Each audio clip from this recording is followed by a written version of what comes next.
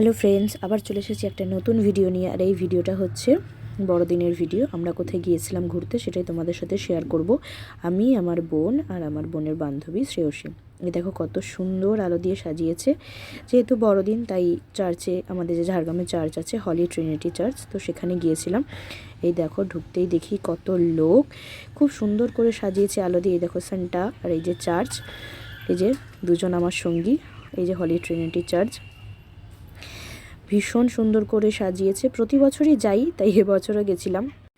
প্রচুর ভিড় হয় প্রতি বছরই, তবে এবছর ভিড়টা একটু কম লাগলো।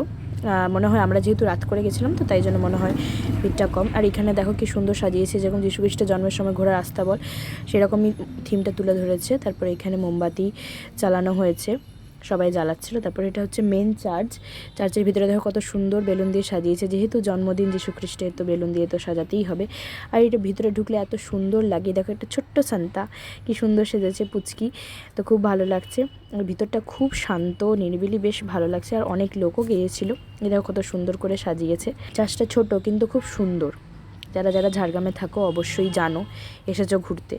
আর যারা যারা ঝাড়গ্রামে আসবে ঘুরতে, তারা অবশ্যই এই টাইমে এলে ঘুরে যেও। এই দেখো এখানেও কত সুন্দর করে সাজিয়েছে। আমাদের ঘোরা হয়ে গেছে, তো এবার বাড়ি ফেরার পালা। আমরা তো এইভাবেই কাটালাম। তোমরা কেমন কাটিয়েছো অবশ্যই কিন্তু কমেন্টে জানিও। এখনকার মতন টাটা।